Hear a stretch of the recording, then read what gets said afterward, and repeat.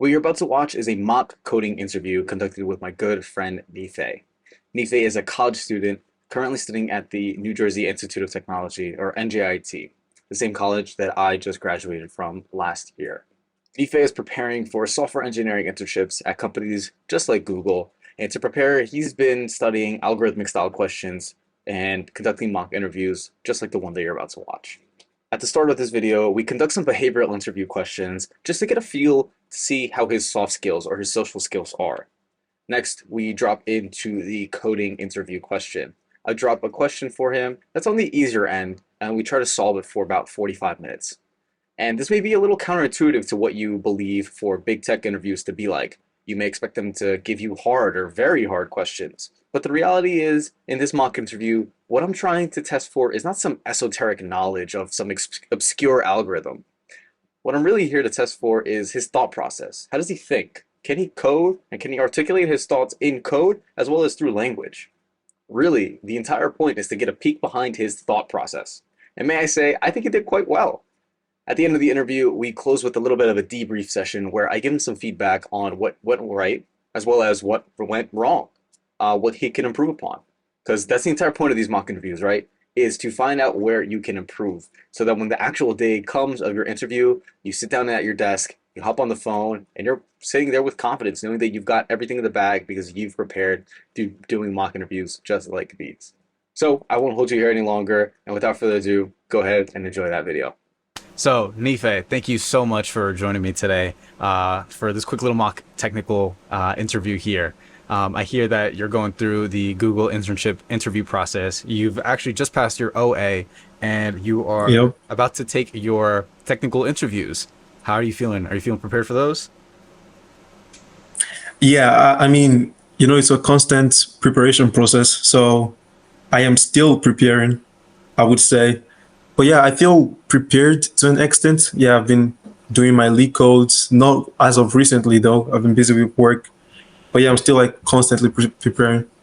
Awesome, man. Awesome. Cool. So I think we'll start this interview off by getting to know each other a little bit. I'll tell you a little bit about my background real quick, and then I'd like to hear more about you. So my name is Ricky. I am a former FANG intern. I've been at Google twice. I've been at Apple in the past. And you and I both also went to NJIT. And I did Yep. some research experience there, all in software engineering. So I've done projects ranging in all sorts of programming languages and all sorts of domains. And I'm here helping people prepare for their mock interviews. Currently, I'm sitting at Prudential as a full stack software developer, working in many different areas, many different domains, from scripting and automation to web development as well as DevOps. So really getting my hands wet in many different buckets, many different bodies of water, so to speak. But, tell me a little bit about yourself. Why did you decide to join Google and the interview process for Google? Yeah, I wouldn't say I decided to join Google. I was on LinkedIn, I feel like a month ago now. A recruiter reached out to me saying, send me your resume and such. And I was like, this is a great opportunity. I wouldn't want to pass out. I think initially I did plan on applying to Google internship for like the 2024 cycle.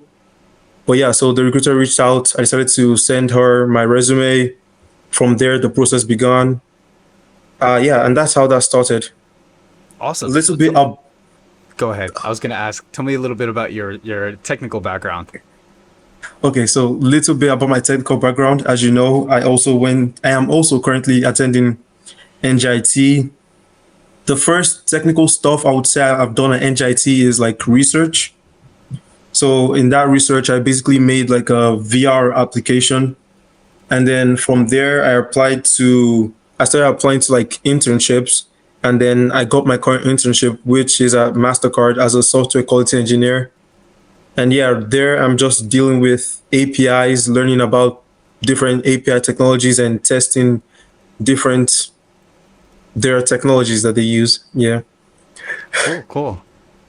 That's awesome, man. That's awesome to hear. I'd like to hear a little bit more about that VR application, especially nowadays with, I know Apple's just recently released the Apple Vision Pro. Well, they've announced it, haven't released it quite yet. What do you think about the future of VR? Do you think that it's the next revolution in computing? Yeah, like you mentioned, Apple just released their like Vision Pro headsets, and I don't know, but like in my opinion, I feel like Apple kind of pioneers different technologies. And right now it costs about $3,500.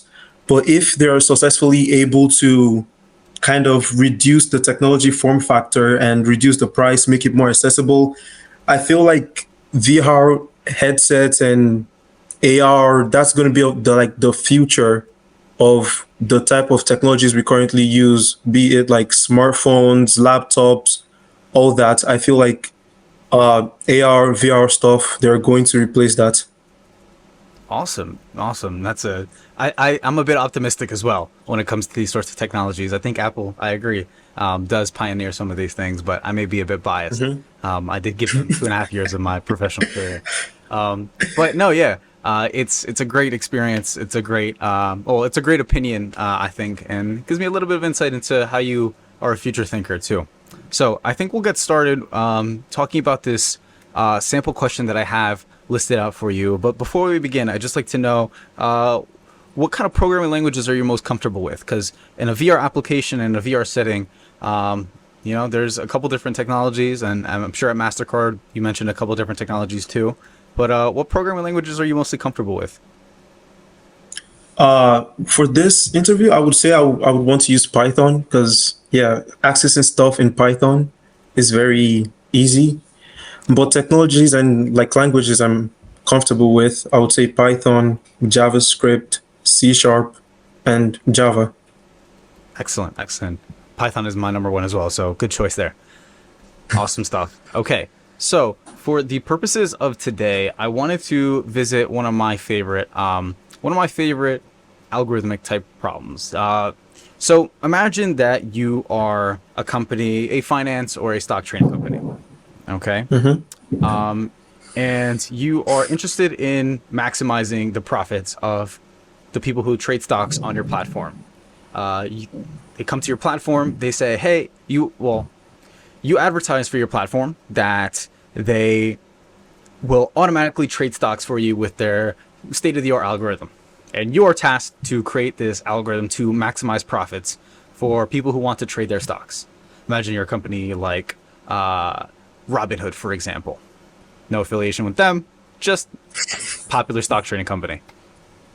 Okay, so the idea here is that let's say that you are given a list of stock prices over the course of some time period, and you would like to determine when would be the best time to buy and sell stock. Okay, so let's say, for example, here, I were to give you a list of prices here as your input. And we can assume here that these are just whole integers, and your prices are, you can see here, 7, 1, 5, 3, 6, 4.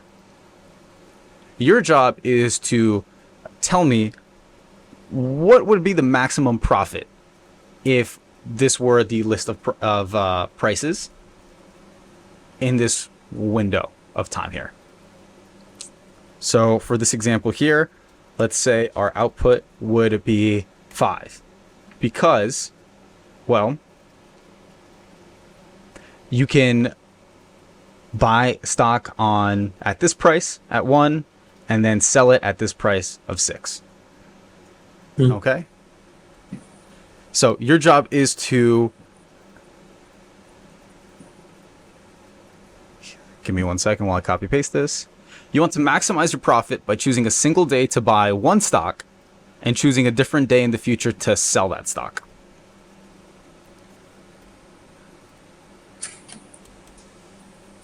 Okay. And so our input is an array. And in that array, from what you've said, is we have different prices, and then the index of that price is the day. Am I getting that right? Correct. You could say Okay. algorithmically, if this is an array called prices, yes, prices at I would give you the price of the stock at day I. Okay. Okay, and then I want to see what days you can buy and then sell to get the maximum profit. Correct. The output that I would like to return as, the customer trading on your platform, the only number I care about is how much money did I make? How much profit? I don't care what day you bought and sold, but just for the sake of this problem, what is the maximum profit? That's the only number that I care about. Maximum profits. Okay. Thinking of this intuitively, I would say, so looking at the example you've given, we would start at 7, and then we would have to look for a day where we come across a higher price. And then, so we would go with 7, and then we would check if selling on day index 1 would yield a higher price. And then we would also check if selling on day index 2 would yield a higher price, selling on day. So we would check like that. And then after checking for each index, we would check for day index 1 and then check for each subsequent day coming after that. So thinking about that intuitively, we'll have like 2 for loops. So we would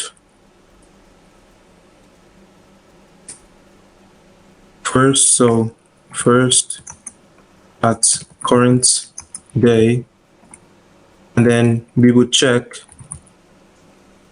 next days. And then as we do that, we would update max profit. So starting at 7, yes. So we will check for, we will do 7, so 1, 6. So we'll do the second index minus the first. And then from there, we would see if it's greater than the previous one. But that would take a lot of time, I believe. So in worst case, that would be O of n square. I'm not sure on the time complexity, but that would take a lot of time.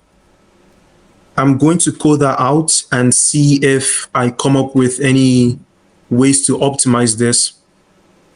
But speaking of optimization, I'm thinking a stack would be great for this, but I'm not sure of that yet. So I'm going to code this intuitively and recognize any patterns that can help me optimize this. Awesome. Sounds like a plan here. I like your thought process so far. I'm following along quite well. Okay, so getting started. So loop over the array for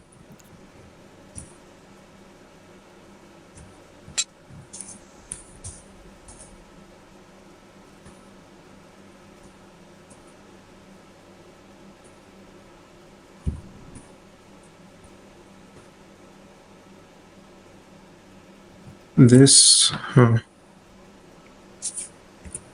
So let's do this actually for I, then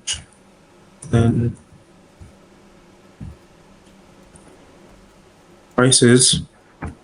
We're going to go over each price in prices, and then inside here, I am going to have a while loop. So our next day is going to be equal to I plus 1. And you want to make my words day in the future. So we can always only sell in the future day. Okay. So our next day is going to be I plus 1, starting from I plus 1. And then we're going to do while next day is less than the length of prices, because we do not want to go out of bounds. So our next day is less than that. We want to do, I'm also going to initialize our max profit variable up here. Max profit is equal to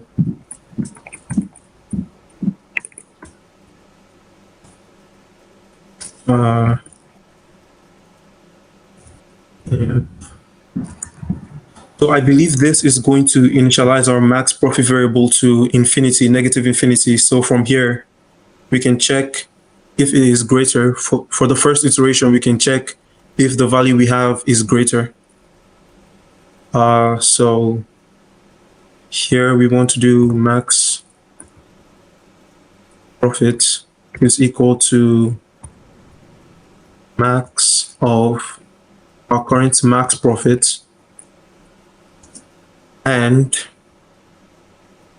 we want to check the next price minus our current price, because we're trying to look if there's a higher price in the future.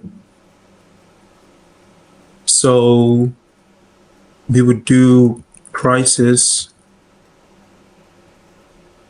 next day minus prices I, and so while next day, and then we will do next day, we'll increment our next day so we get to the end of the prices array. Next day plus equal to 1. And while next day is less than, I'm not sure if this should be equal to, less than or equal to. I think we should keep it at less than. Less than, yes, because yes, 10. Thank you. So I'm going to walk over this and see if there's anything I need to add. Sure. So with the example you've given, so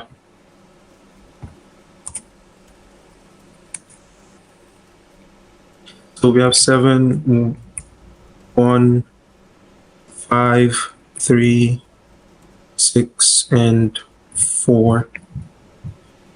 So our first day would be 7. So for I in rangeland prices, our index would be 0.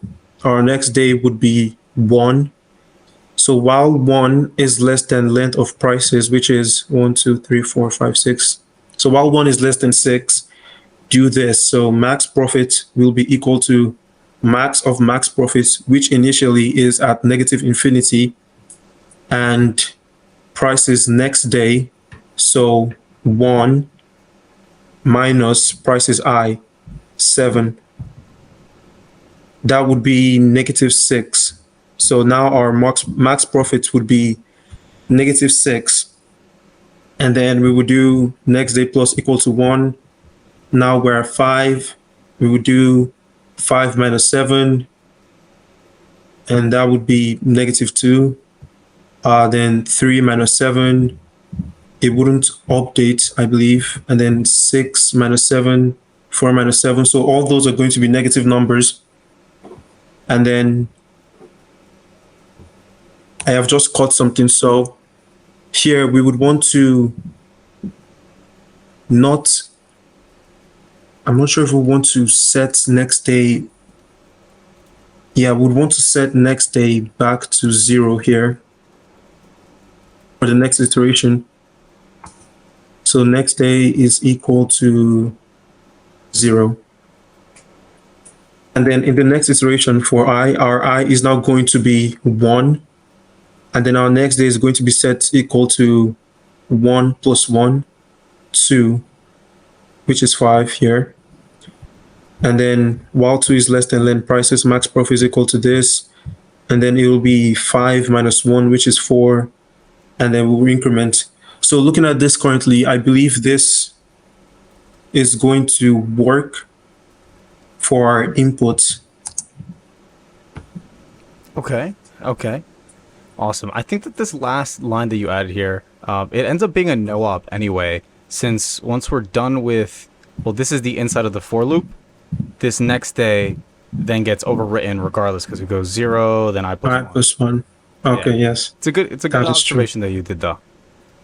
Okay. Yes, that is true. Get some detail. I wonder if there's any other test cases, maybe some edge cases that you could consider that that might break the solution. Is there anything that comes to mind, or maybe we want to just test out a few simplistic edge cases? Simplistic edge cases. Okay, first question I will ask, is it possible that our array has only one element? Let's assume that there's always going to be at least two or more. At least two. Okay, so for example, if we had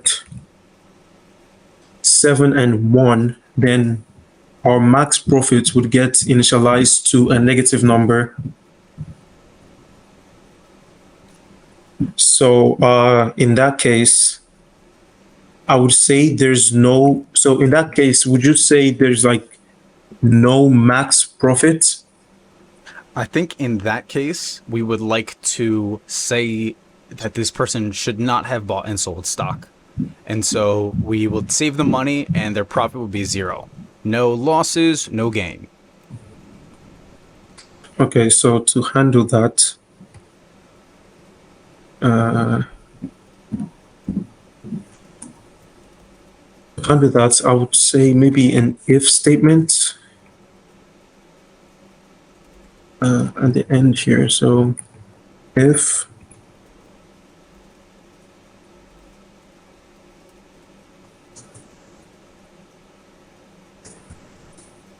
our max profit is less than 0, then max profit is equal to 0. And at the end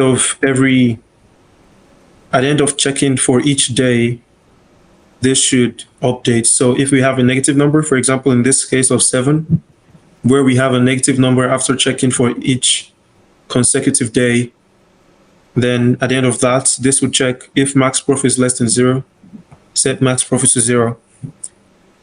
And then checking for any other edge cases, I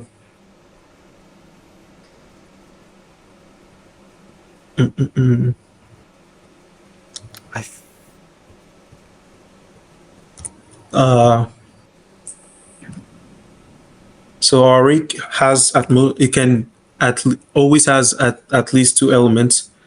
2 or more, yes. So there's 2 or more 2 days in the history that we provide to your algorithm here, your function.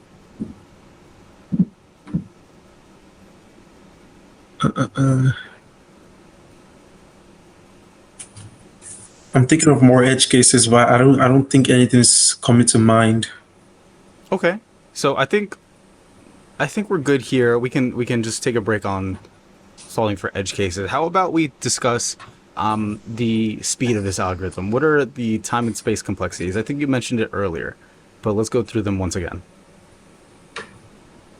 So at first, we're looping through our entire array for each day, and then while looping through the entire array, we're also going through the next days. So we're here, and then we also check inside there the next element. So I would say O of actually first day and then next days. I'm getting tempted to say O of n square here, but I wouldn't say I'm sure of that. I'm not definite on that. Because for the first, so we loop over we go into each day and then we check the consecutive days. So first time, and then this is another O of n. Can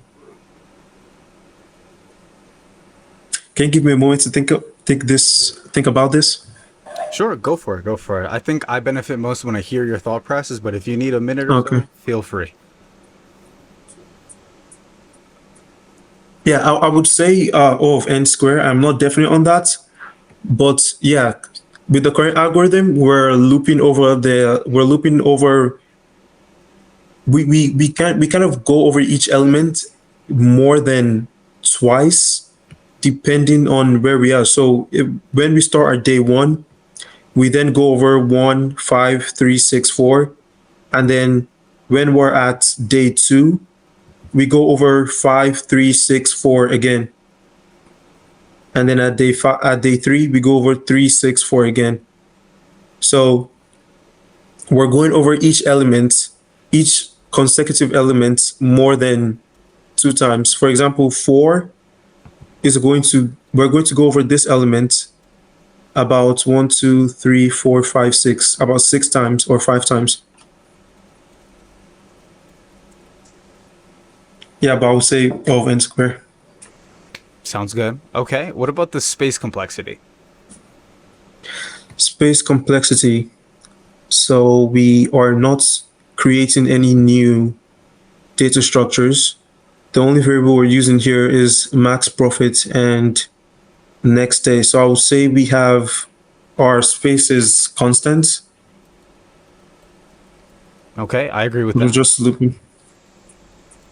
Okay, sounds good. So you mentioned that this is an O of n squared algorithm, meaning that it's quadratic in time. So if we had 100 inputs, it could take about 10,000 iterations or clock cycles to get through this input. Worst case, I believe. In the worst case, of course. So is there any way that we could speed this up? Maybe bring this down to linear time? Yes, so speeding this up, I would say we employ a data structure that is good for handling this. In this case, 2 data structures come to mind. We have a queue, and then we also have a stack. A queue we know is first in, first out, and then a stack is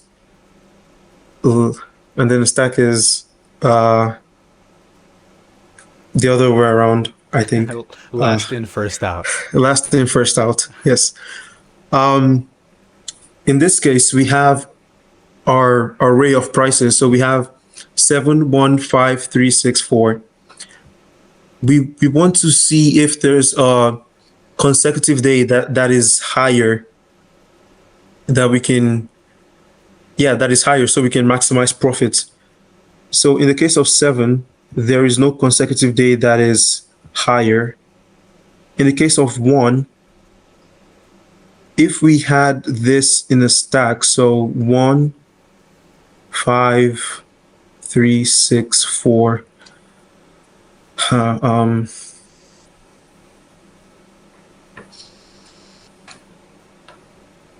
so a stack is last in, first out, yeah.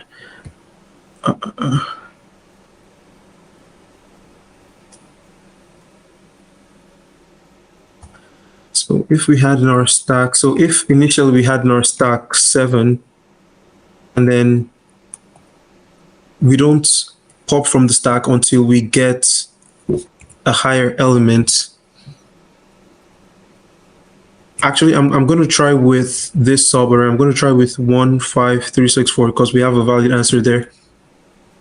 So assuming we had 1, 5, 3, 6, and 4. And then we looped over this. And we added to our stack 1. And then we came across a larger element, 5. Let's say we then pop from our stack and updates max profit.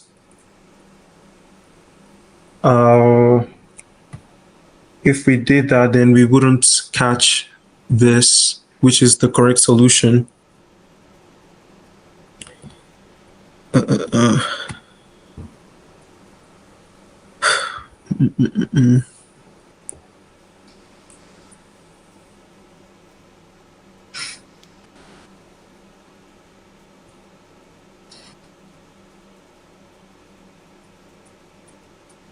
And 5. So I guess we wouldn't pop from our stack then.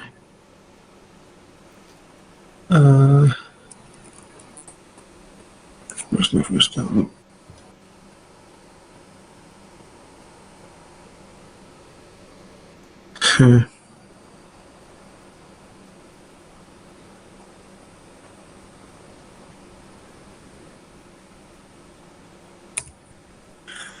What would you say is, if I were to implement a stack, what would you say is the best way to implement it in this scenario? I don't know if I'm allowed to ask that. No, you totally can ask. I know in Python that are you asking more of a how would you do it in Python syntactically, or I mean, I know, I believe I know how to do it syntactically, but is there like a, I don't know, example you can give me of how a stack would apply to this? Yeah, I don't think I can ask that. you totally can. You totally can. I can, I think okay. my answer to that would be I don't think a stack would be the right fit for this kind of problem. Reason being is along the way you would have to fill the stack up and bring the stack down. You would fill it up and bring it down consistently throughout the course of the problem. And I don't think that that would benefit you in any sort of time savings. I would look for a different Okay. approach. Okay, the other data structure I had in mind was a queue. And a queue, like you said, first in, first out. So if we put this, yeah, no ideas come from a queue also. The next thing I'm thinking of is, that can save time is if we use a heap. Okay. So what I'm thinking is a max heap. So what I'm thinking is, since this is our array, we have 715,364. The max profit is going to be from the next max price we can find in the array, except from our current day. So for example, if we had 9 here, and there was a way to get 9 fast, just looking at this next subarray, yeah, we would just get 9 and do 9 minus 7. Yeah, which would be the answer in this scenario. And then for 1, if let's say 9 isn't there anymore, for 1, we would get the max in this next subarray. And then that would be 6. And then 6 minus 1 would be the max profit. And then we would just loop over the entire array once while getting the max of the next subarray. And I believe that would save us on some time. Yeah, I believe that will save us some time. Do you want me to code this out? Before you do, I'd like to see how long would it take to build up the max heap in if we have a array input of size n. So I look in this case, we have this is size 1, 2, 3, 4, 5, 6. Okay, so n equals 6. Mm-hmm. If we are at the first one and we have 5 left, that would it take less time to? I guess my question is, how long would it take to build up a max heap for an input of size n? I believe so. There's a Python library, heapq, and I believe heapifying an iterable like an array is log n, I believe. Okay, that seems quite fast. Now, building it up across every single element in the array, that would get us close to about n log n time, if I'm understanding it correctly, because for each input, we still need that outer loop. Would you agree? Yes, yes. And then building up a heap for each internal, I guess we can call it a nested array, a nested list, would then take log n time, as to your point. Yeah. That would bring us down to n log n time. It is faster, It is faster. I think for we only have about 15 minutes. I'd still like to even maybe go through some ideas. How can we get to maybe linear time? Does anything else come to mind? Linear time. I am not okay. I'm gonna try. I'm gonna think harder this time.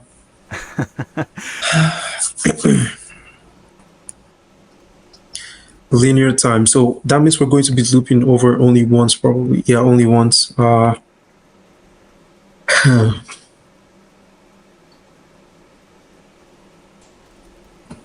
we're looking for the next highest day.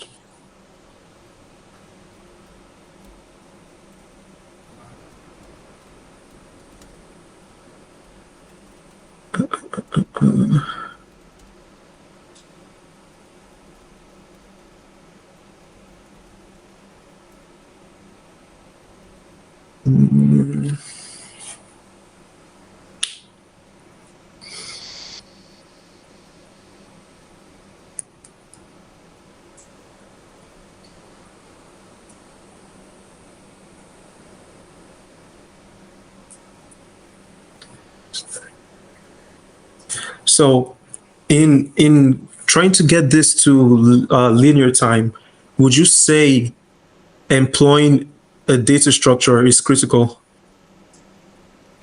I would say no. I don't think we need any extra data structure. That is a hint, but yeah, I think that we don't need any extra data structures here for a faster solution. Just because imagine if we have hundreds of days worth of stock information from a stock that's been publicly traded for decades. We need something quick that tells us what would be the max profit, min to max, in a sequential time order, that is. Of course, if the stock price goes down, then we'd have negative profit. Yeah. So no data structures. So I've been thinking wrong this whole time. I've been enjoying your thought process. Oh, great. Let's see. What algorithm would help us here? If we had this.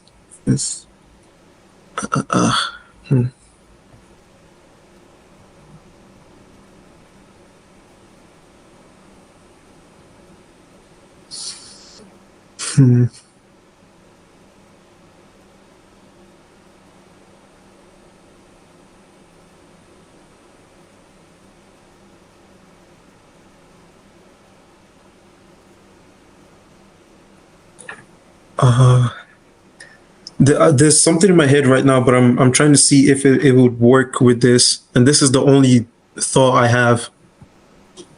I am current. So if we had a point to here, a point to here, 4 minus 7 is less, so we would want to move this, and then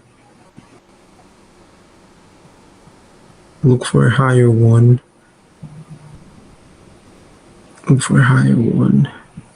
Yeah, the only thing I have in mind right now doesn't work.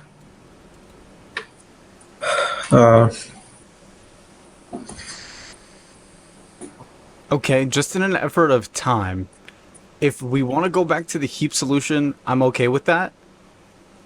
Let's see how you would go ahead and go about this problem again, except trying to use some data structures to improve the efficiency.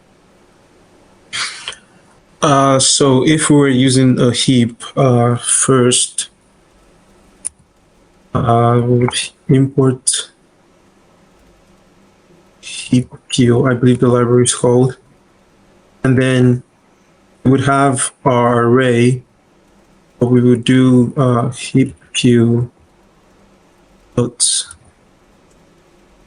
simplify prices, and then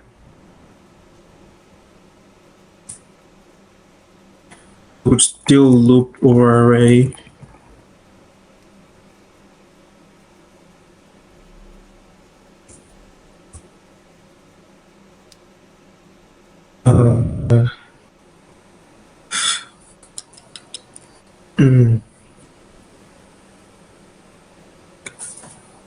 And since we have the heap queue now, so we'll do actually we'll do sub array is equal to, I believe you can slice an array, so it's array all the way to the end. Plus 1. And then we would then do heap queue plus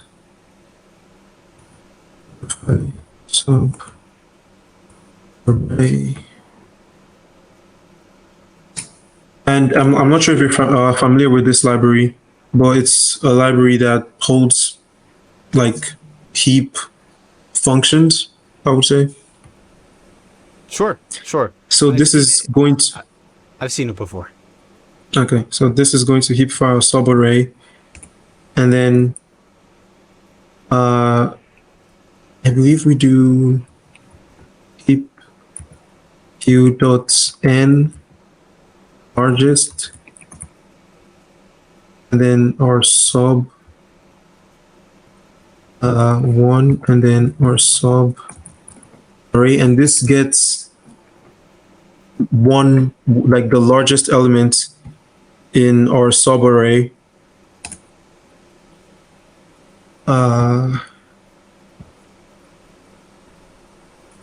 Just equal to this, and this returns an array, I believe,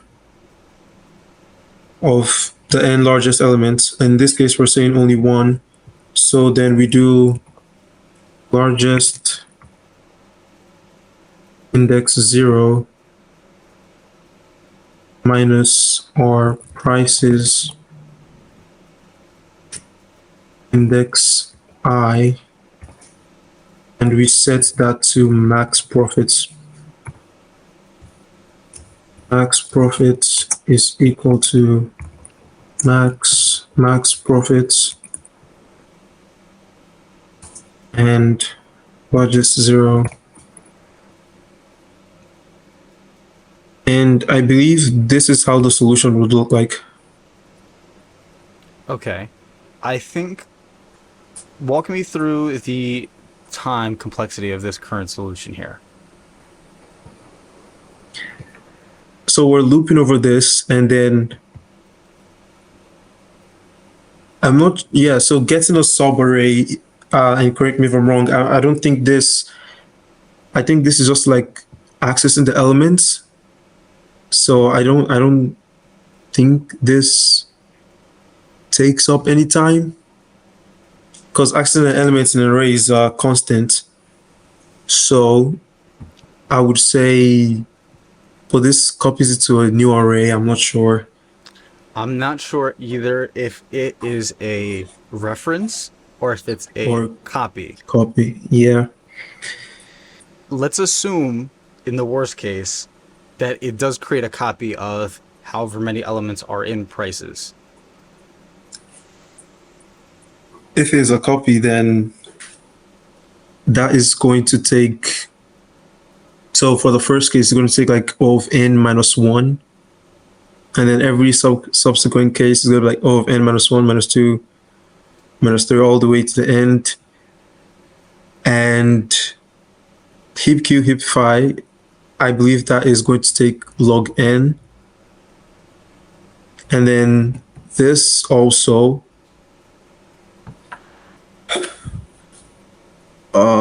this is going to take, I am not sure of the time complexity of this. I'm going to say log n also for that. And so that is going to be, yeah, I am not sure of the time complexity because of this. Right. If we assume that it is O of n time, linear time, what would the rest of your solution, I guess, what would the total of your solution look like? O of n square log n. Okay. Yeah, I'm not sure. I'm not sure if that's right. All right. I would argue that it would take O of n squared time, O of n squared. Hmm. because on the outer case of this for loop would take n time, but then for Mm-hmm. each of those iterations, this trumps the other time. So Oh yes, yes, yes. O of n squared. Yes, that's yes. the way that I would see it. Okay. All right. So I'm happy with what you've written. I think that I would like to just take a minute here to ask a little bit about code style in terms of either your first solution or in your second solution. I see that these are just little code snippets that you placed into the Google Doc, and that's perfectly fine in this case. But let's imagine that we were truly on the job. We were teammates. We were working in a repository, maybe a big file with tons of other pieces of code already in it. And we wanted to make sure that this was, I guess, readable to another coworker of ours, or maybe yourself in an hour. So, would there be any changes, maybe syntactically, maybe to variable names or anything like that, that you would try to change and encapsulate these two different solutions? You could pick either solution, actually, just for the sake of time. Okay, so if we're talking about this solution, I would change. So to make it clear to that, I would change like the variable name. So for example, this can be for day in range length prices, because we're going over each day, and then we're saying prices on day plus one. And then subarray would be something like consecutive days.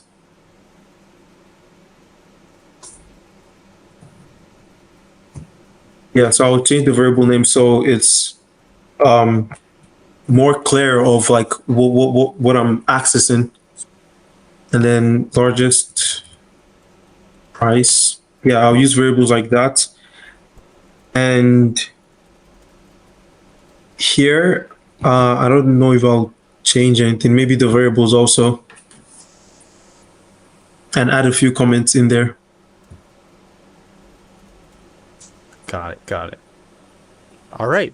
I think then I'm okay with this. We have a few minutes left here that I'll open up the floor back to you for questions.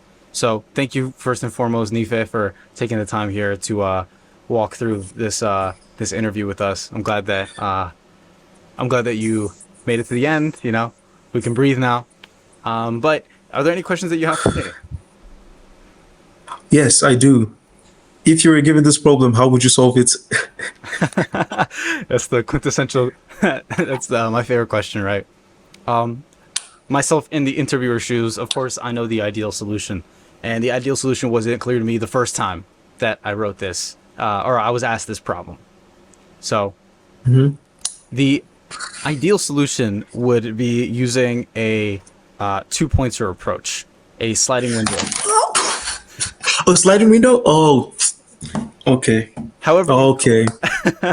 however you decide to call it, whether it's sliding window or two-pointer. Because At the end of the I tried like going over with 2 pointers, but I was like, nah, this isn't going to work. Because if I had right and left, I wouldn't know when to move each one. But sliding window sounds good.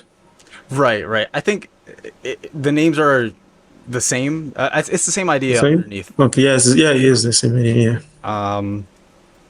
1 second here. But the idea would have been to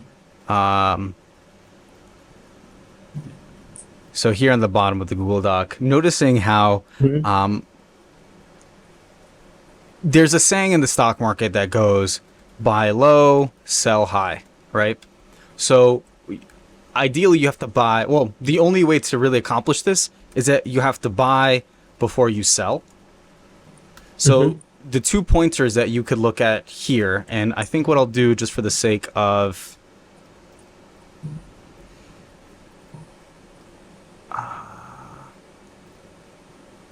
the interview, or for your visibility here, is that noticing that we need a left pointer and a right pointer, which I'll call left and right, or buy and sell, however you want to look at it.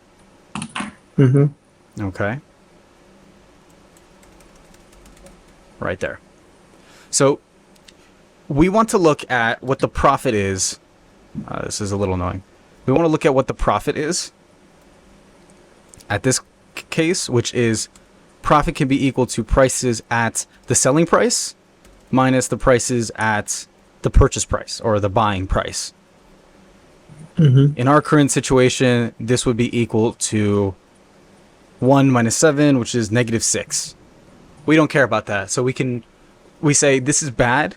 We're going to want to move this forward. In fact, move both of them forward. So if profit is negative,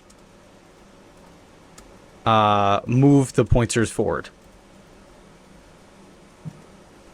However, Both of them? correct. Move both pointers forward by 1. If our profit is bigger than our max profit, which we would store this in a variable beforehand, I guess we can make it negative infinity, right? So we could say max profit equals negative infinity. If we look at the current situation up here, we can see that our current profit here isn't -6 anymore, it's +4.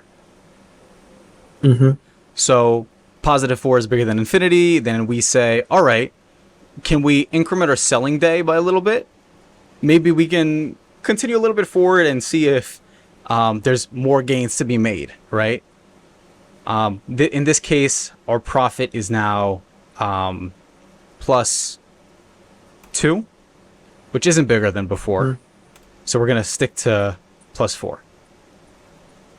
So what we mean here is move the S pointer forward by 1. So then we move forward again. And we see, okay, the profit here is 5, +5. Then we can update our max profit as well. So I'll move this down here, move S pointer forward by 1, and update max profit to the new max profit.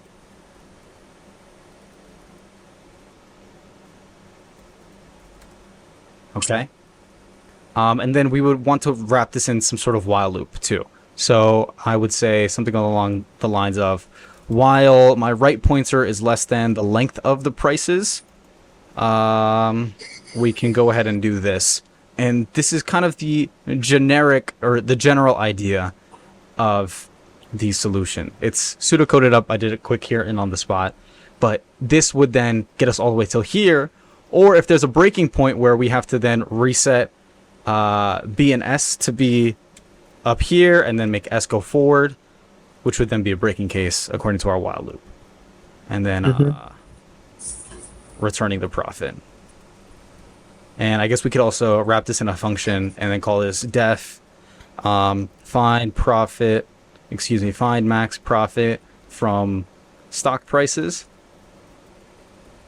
And then take in the prices array and do one of these. And I would do something along these lines. And I'm sure there's a bug somewhere in here. Like I just forgot this max profit from up top. But this is the first. This is one of the solutions here. Okay, nice. And I first heard this problem back when I was a sophomore, matter of fact, in 2019. So I've seen this problem a handful of times since and over the years. But what I did like about your approach was how you spoke about the problem. And if you're ready for the feedback, I think this is where we can get into it. Oh, yeah, sure. Sure. Awesome. So at the start of the interview, we talked quickly about your behavior, and I think that you had a cool little insight. Well, I really appreciated your insight onto the current tech industry. It shows that you're informed about, you know, Apple releasing the new VR headset, and you also talking about the VR application that you created in the past. So bonus points there too, just for being topical and relevant. When it comes to the actual interview process, what I really loved was the ideas that you, or I guess the way that you broke down your ideas verbally, more than anything. The first process that you did here was go through a quick little pseudocode solution, you know, just 3 lines that make a huge difference here. You didn't jump into the code right away, which is excellent. So I'll write this down at the bottom.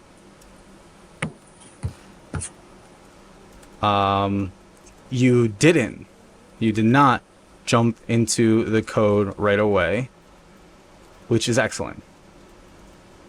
You pseudocoded first. And that's huge points. Because it just shows that you're thinking about the problem before you do it. You came up with a brute force approach that was O of n squared. And that's perfectly okay to come up with first, but you took the traditional route here where you wanted to improve upon it with a data structure, which is excellent. That's pretty much the first line of action, and you check that box instantly. So you wanted to improve the time complexity of this by trading time for space using a data structure. As it turns out, a queue or a stack, at least to my knowledge, isn't the right approach here, but it's good that you at least came up with an attempt for the data structure, although it wasn't the correct one. Okay. And you also didn't, at the start, you mentioned a queue or a stack. You didn't commit to it right away. You decided to go for the brute force approach, which, again, bonus points there too. I did try to throw in some curveballs there for you with the edge cases. Mm-hmm. I wish you had come up with maybe 1 or 2 more test cases, especially on your own. I had to give you a hint. I had to nudge you in the direction to come up with a test case instead of you coming up with one. Again, this is practice, so totally perfect here for you to do it now. Points for the next time. Bring up test cases often and early. I would even say bring up a test case before you even code up anything, because you want to be sure. Well, you want to be like 110% sure you understand the problem. And it's an easy way, and it's easy to do that once you understand the inputs and outputs. So the IO. And you can do this, you can solve a few cases with your brain. Human intuition. And not rely on code at the beginning.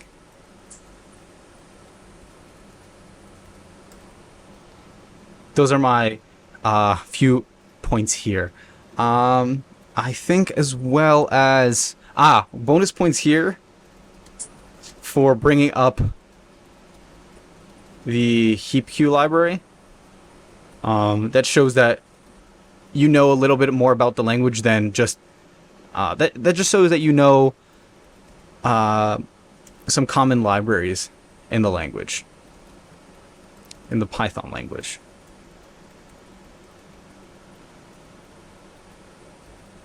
All right. In hindsight, I wish I didn't tell you. I wish I told you to stick to your heap queue solution when that was top of mind. I think typically what they'll do is they'll let you go on your own with the solution that you decide instead of nudging you to try to go for O of n. This is a regret of mine. a regret of the interviewer. My bad. I mean, yeah, we're both learning. Of course, of course. And on a note of code style, this is me being a little. I wouldn't even call this nitpicky. I think that this is just a nice to have. Something that you may or may not know is that Google and some other large tech companies, they have what are called style guides. So read up on the style guides, the language style guides. These are a set of rules of how code should be written and optimized, or I guess for optimized readability. So this covers things like variable naming, function naming, white space, comments, as well as just like prosaic code, which means code that reads like prose or code that reads like English, just like you would read out of a book, for example, like on the back of a book or something. And believe it or not, there's a lot of code within Google that is written almost like poetry. It's kind of insane how good some of their programmers are. But those are the ones that have dedicated a long, many hours, many years to conforming to the style guide. But as an outsider, you're not expected to know this. But it's like, hey, if you mention the style guide during a Google coding interview, that's huge bonus points because you did your homework. And it's not something that's top of mind public knowledge to many people. And I think in another thing, in terms of Pythonic code, it's non-idiomatic to write like for I in range len prices. It's preferred to write something like for price in prices. And for our specific problem, you needed those pointers. So I can't tell you that this was wrong. I didn't deduct points, but that's just something that came to top of mind in terms of this rule here of code style. Okay. Overall, I would definitely give you a positive rating if I were to move you on to another interview. I think overall, I would say this was, I would say higher. I don't know if you know this, but they rate you on a no hire, weak hire, higher, or strong hire rating. This may have changed, but this is at least knowledge from across the internet. You can read this. I would have given you a higher in terms of your technical ability and in terms of your explanation of your code. You didn't get the ideal solution. The ideal solution would have been a strong hire for sure, but shit, you passed the bar for at least this problem right here. Nice. Overall, just because of typically because of your communication skills and ability to come up with a solution and explain it thoroughly. So that's my rating. Of course, there's always going to be room for improvement, but you killed it, man. So I'm really happy with how this panned out. Any last things that you want to, anything else that you want to say? Oh, I have a few questions about like Google. Go ahead. Yeah, go. Oh, yes.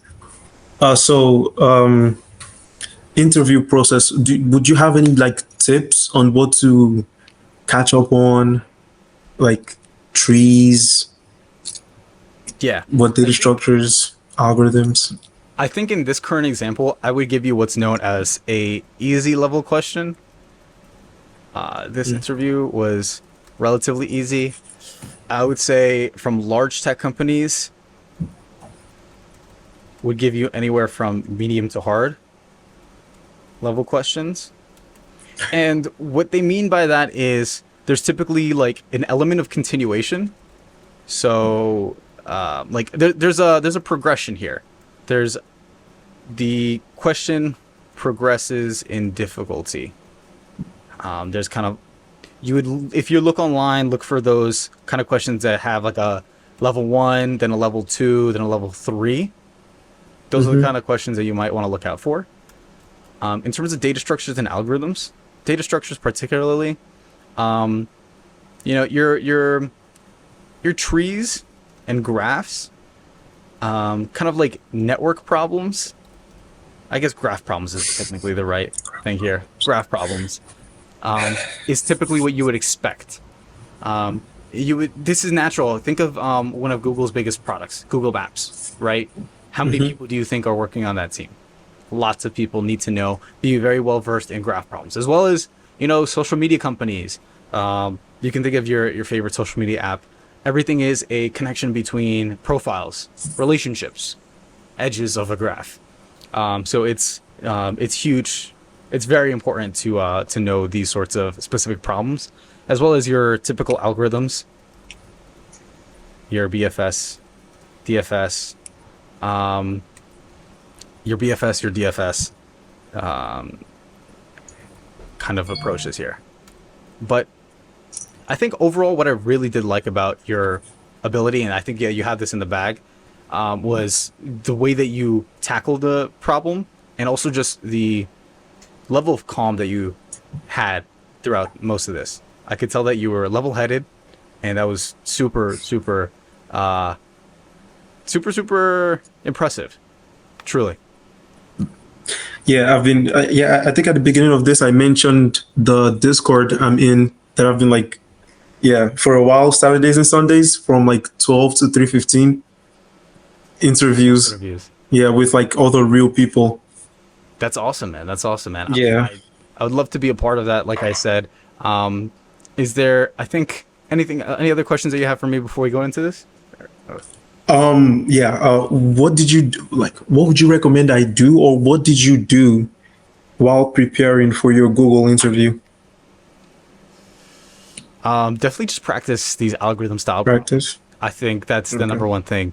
One good resource that wasn't available when I was preparing that is available today are the Neat Code 150. There's a YouTube channel, I'm sure you've heard of it, called Neat Code, and he's got a list of 150 problems that you should go through in order.